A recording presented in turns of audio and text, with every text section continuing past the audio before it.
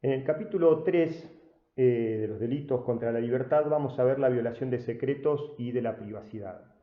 Habíamos dicho oportunamente que los dos grandes grupos que comprendían los delitos contra la libertad era justamente el de hacer lo que se desea y de pensar qué hacer.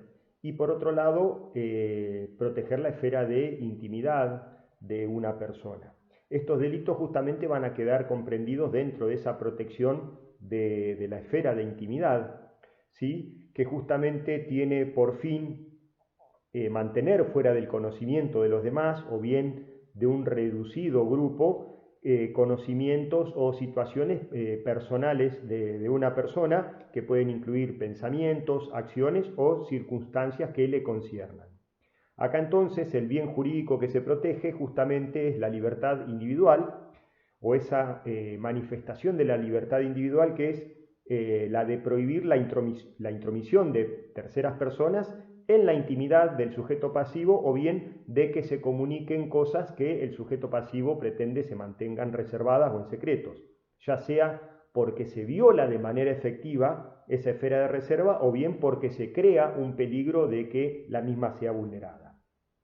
El artículo 153 establece varios tipos de delitos y todos se encuentran comprendidos en el acceso indebido a las comunicaciones ajenas. Acá vamos a estar hablando de correspondencias, esto es una comunicación escrita entre dos interlocutores, donde uno de ellos la envía y el otro la recibe, o bien uno la entrega para que a su vez un tercero la reciba. Acá puede tratarse ya sea de palabras o de símbolos, o sea, cualquier método que implique la escritura. Y las comunicaciones electrónicas son los mensajes, las misivas o los archivos que se van a transmitir entre computadoras o entre dispositivos informáticos a través de una red interconectada, llámese mail, Messenger, WhatsApp, etc. El párrafo primero lo que establece es justamente abrir la correspondencia, esto es remover aquellos obstáculos que van a impedir poder acceder al contenido de ese documento a raíz justamente del cerramiento que tiene. Y al abrirlo lo que se hace es quebrantar o violentar de cualquier modo esa cobertura que tiene a los fines de que justamente se pueda acceder a lo que hay adentro. Sin perjuicio de lo cual, si no hay ninguna remoción de esa cobertura que tiene el documento o la correspondencia, no va a haber delito, o por lo menos no se va a configurar este. O sea, lo que hay que hacer es remover aquel obstáculo que permite ver lo que hay adentro. El delito va a quedar configurado con el solo hecho de la remoción, o sea, es un delito de peligro sin necesidad de que se acceda al contenido. Justamente la remoción implica también el hecho de acceder a la comunicación, esto es, poder tomar conocimiento por cualquier modo de lo que hay adentro de la comunicación. Apoderarse es justamente ejercer actos de disposición sobre esa comunicación, o sea, evitar que llegue a poder del destinatario. Y la protección la protección que se hace de este apoderamiento no solamente de correspondencia, sino de cualquier papel privado que contenga pensamientos que no estén destinados a conocimiento de otras personas, como puede ser, por ejemplo, un diario personal. El requisito que se exige acá para que esto sea delito justamente es que tiene que ser ilegítimo, o sea que esa apertura, esa interceptación o esa apertura de la correspondencia o la apropiación de la correspondencia no tiene que tener una causa de justificación. El objeto del delito, como bien lo dice el código, son los despachos telegráficos, las correspondencias. El despacho telegráfico no implica interferir la comunicación, sino la apertura de la versión escrita. Los objetos, todos estos deben encontrarse cerrados. En el caso de las cartas, normalmente dentro de un sobre, o bien en cualquier otro tipo de pliego o documento deben contener algún tipo de cerramiento que justamente implique la voluntad del titular de que no se pueda acceder al contenido. Las cartas no necesariamente tienen que contener un dato secreto, o sea, lo que se vulnera es el derecho al secreto. O sea que en este caso resulta indiferente que adentro de la carta haya, por ejemplo, algo escrito en un lenguaje que sea ininteligible o en lenguaje cifrado. Otro de los modos es la supresión o el desvío de la correspondencia. Acá lo que se busca es impedir que la correspondencia en curso llegue a su destinatario. La suprime directamente aquel que la saca de circulación y el desvío es aquel que sin sacarla de circulación hace que llegue a otro destinatario. El párrafo segundo habla de la intrusión telefónica y electrónica. Acá lo que se hace es interceptar o captar comunicaciones. Interceptar es entrometerse o acceder a la comunicación privada. Captar es tomar contacto por cualquier medio con esa comunicación e interiorizarse de su contenido. Acá justamente lo que se busca proteger son las comunicaciones electrónicas o las telecomunicaciones que revisten carácter privado, o sea, que son de acceso restringido. Justamente para esto, por ser de acceso restringido, salvo autorización judicial, no se pueden intervenir. Esto es lo que normalmente se conocen como las pinchaduras de teléfono.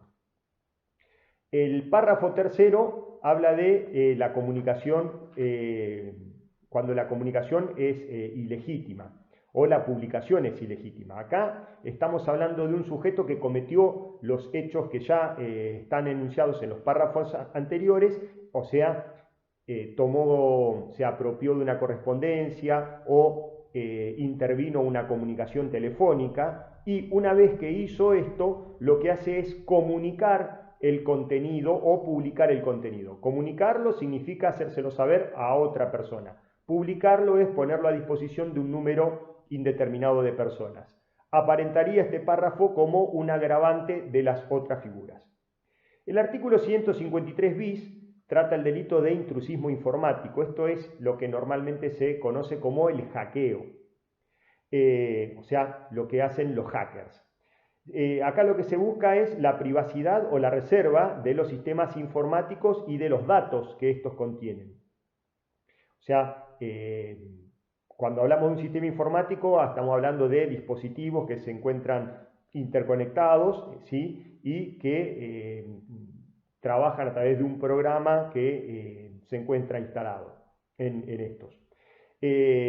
La conducta típica acá es la de acceder, similar al delito anterior, a un sistema informático que se encuentra restringido a terceros, o bien es de uso exclusivo para aquellos que tienen autorización para su manejo y su utilización.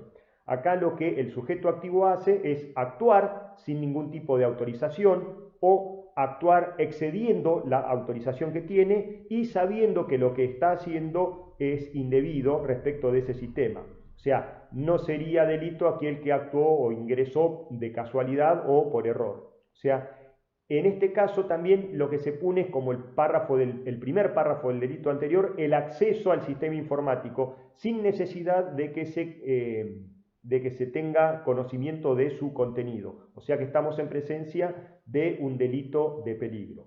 ¿Cómo es el modo comisivo? La ley acá aduce a cualquier medio, esto es a través de falsas contraseñas o simulando ser el usuario legítimo, aprovechando agujeros de seguridad, o sea, la forma normal en la que actúan o la forma típica en la que actúan los hackers, que puede realizarse incluso desde el propio ordenador al cual justamente se está realizando la intromisión. Esto es una figura subsidiaria justamente porque normalmente es un accionar que se hace previo a cometer otro delito. Normalmente quien hackea, por ejemplo, un sistema informático de un banco lo hace a los fines de, por ejemplo, hacer una transferencia ilegal de fondos. O sea que este delito vendría a ser como un medio para conseguir un fin que sería la de defraudar o generar una defraudación económica. El párrafo segundo contempla un agravante que es por la especial condición que tiene la información contenida en estos sistemas informáticos. Cuando habla en perjuicio de, no significa que le cause un daño, sino que es una intrusión que se realiza respecto de datos de organismos públicos. El artículo 154 nos habla del abuso de cargo, esto es, aquel que toma conocimiento justamente o que realiza estos delitos anteriores justamente teniendo un determinado cargo relacionado con las empresas de correos y de telecomunicaciones. Acá puede ser a través de la entrega distinta de una carta en otro lugar, o bien la conducta de comunicarlo haciéndoselo saber a un tercero que no está autorizado. Imponerse del contenido, cuando el código habla de se impone del contenido, es llegar a conocerlo por cualquier medio, abriéndolo, leyéndolo a trasluz, escuchando la grabación. Y con relación al autor, no necesariamente tiene que ser un empleado público, porque puede ser prestador de un servicio de correo de una empresa privada. O sea que la acción típica tiene que ser respecto de aquel que está ejerciendo tales funciones y en virtud de ejercer sus funciones. El artículo 155 establece el delito de publicación ilegal de la comunicación. Acá el sujeto activo es aquel que se encuentra en posesión de la correspondencia, aun cuando haya sido dirigida a él y aun cuando se encuentre en posesión legítima. O sea, acá se presupone algo, que hay una correspondencia que no tenía destino de publicidad. Esto puede ser por el propio contenido que tiene esa correspondencia o por voluntad expresa o tácita del remitente. Se presupone que toda correspondencia dirigida entre particulares no tiene destino de publicidad. Por eso se dice de que no es necesario que haya entrado en conocimiento de esa correspondencia en forma ilegítima. Puede ser sujeto activo de este delito aquel a quien justamente se le ha remitido esa correspondencia, pero que no cuenta con autorización para publicar el contenido. O sea, la presunción acá es siempre en favor de la privacidad. Y se protege la correspondencia no desde el punto de vista del derecho intelectual, o sea, publicar lo que esto dice, sino justamente desde la intimidad. Y la acción típica justamente va a estar comprendida por la de publicar, esto es, ponerlo al alcance de un número indeterminado de personas, que se puede realizar esto por cualquier medio, por sí, o sea, el propio agente por sí, o bien por interpósita persona, y es indistinto que publique una parte o la totalidad del contenido de la correspondencia. Acá existe un elemento normativo que es que esa publicación sea de manera indebida, o sea, que no hay permiso o autorización del remitente para publicarla, sea o no que tenga derecho el otro para publicarla. O sea, lo que no tiene que haber es autorización o bien que no haya necesidad alguna de publicarlo. Otro de los requisitos es la posibilidad de causar perjuicio, aunque sea ese perjuicio potencial, o sea que estamos en presencia de un delito de peligro abstracto. La posibilidad esa de causar perjuicio tiene que estar presente, aunque sea en modo potencial, y ese perjuicio no necesariamente tiene que ser respecto de quien fue el autor de la correspondencia, sino que también puede ser en perjuicio de terceras personas. Y ese perjuicio puede ser de cualquier índole, patrimonial o extrapatrimonial. El párrafo segundo lo que establece es una exención de la responsabilidad, o sea que acá hay una justificación para publicar de manera legítima, para que sea publicado de manera legítima o que se ponga en conocimiento el contenido de esa correspondencia. O sea que tiene que existir una causa justificada en la cual, por ejemplo, como había dicho en el caso anterior, una autorización judicial. El artículo 156 trata el delito de violación de secreto profesional. Acá el bien jurídico protegido es la intimidad de la persona que debe poner en conocimiento de determinadas personas, ¿sí?, por necesidad o por una cuestión de utilidad, determinadas situaciones o determinadas cuestiones personales que en caso de ser divulgadas pueden llegar a generar un menoscabo en sus bienes personales o en sus bienes apreciables. El sujeto activo vamos a tener que es un delito propio. ¿Por qué? Porque solamente lo puede cometer aquel que, en razón de su estado, por ejemplo, la especial condición que se atribuye a un determinado rol social, como puede ser un sacerdote, un médico, un abogado, ¿sí? Y se pone en conocimiento de determinadas situaciones, justamente por esta relación que hay entre la víctima y el victimario. El secreto, acá vamos a considerar que es secreto aquel dato cuyo titular, por así decirlo, tiene interés en que se mantenga fuera del conocimiento de las demás personas. No es necesario que manifieste su intención de manera expresa. Vuelvo a reiterar, siempre se está en favor de la intimidad. Y también en este caso puede tratarse de situaciones en las cuales no tenga conocimiento de que esa situación existe la víctima, pero en caso de tenerlo ese conocimiento, tendría la intención de que se mantenga en secreto. Por ejemplo, aquella víctima que padece una enfermedad y desconoce que justamente la padece, pero en caso de saberlo, tendría la intención de que la misma no se divulgue. El secreto se va a extender a todo aquello que atañe a una persona, producciones, invenciones, más allá de que en este caso haya leyes especiales que la protejan.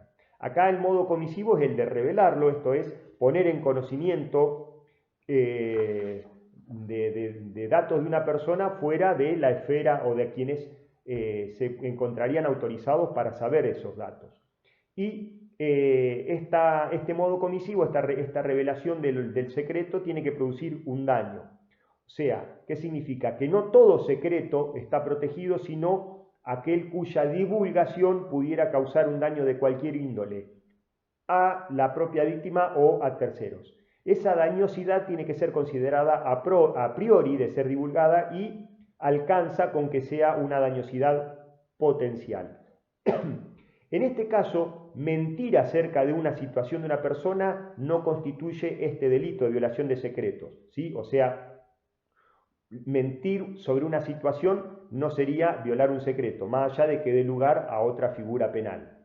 Y como dato relevante, justamente porque estamos hablando de un delito propio, es que ese conocimiento necesariamente tiene que haber sido adquirido por el sujeto activo en razón de su estado, de su oficio, desempleo, de su profesión o de su arte. Y la divulgación puede ser o está permitida en tanto y en cuanto exista justa causa. Acá operaría el artículo 34 del Código Penal, más allá de que eventualmente habría que hacer una evaluación desde el punto de vista penal o procesal penal respecto de qué relevancia tendría en algunos casos esa divulgación o esa justa causa, teniendo en cuenta fallos tales como o precedentes tales como el de Natividad Fría o el de Zambrana Daza, que nos lleva a la teoría del fruto del árbol venenoso. El artículo 157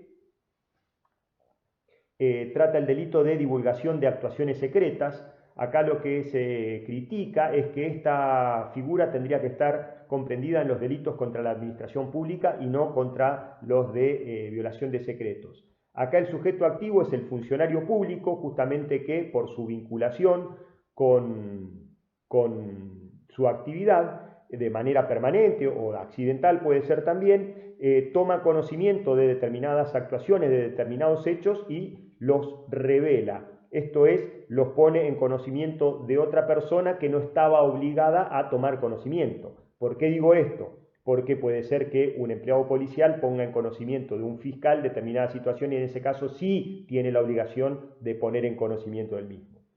El objeto del delito, bueno, son justamente hechos, actuaciones o documentaciones que no tengan por fin ser reveladas o la autoridad pertinente que interviene o que tiene a cargo estos hechos o estos documentos, ¿sí? o los legajos, ¿sí? Ha dispuesto que los mismos no sean relevados, o sea, no tienen que tener carácter de que sean públicos. Por ejemplo, el secreto de sumario que se dispone en algunos expedientes o aquellos expedientes que se tramitan como reservados. Y por último tenemos el acceso y divulgación de información de banco de datos.